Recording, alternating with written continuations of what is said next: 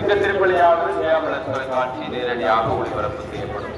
நம்ம திருத்தல கீழ்கோவிலில் மதியம் 3 மணிக்கு தமிழின் திருப்பலி நிறைவேற்றப்படும்.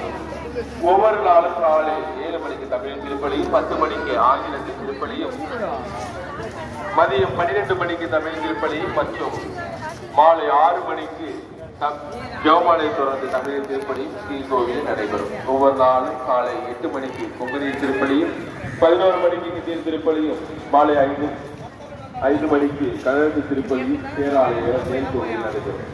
ஒவ்வொரு நாளும் காலை 8 மணிக்கு கொங்கணி திருப்பலியும், காலை 9 மணிக்கு மலையாளத்தின் திருப்பலியும் விண்மின் ஆலயத்தில் நடைபெறும். காலை 7 மணி முதல் இரவு 9 மணி வரை அன்னை திருவிழமும், காலை 6 மணி முதல் இரவு 8 மணி வரை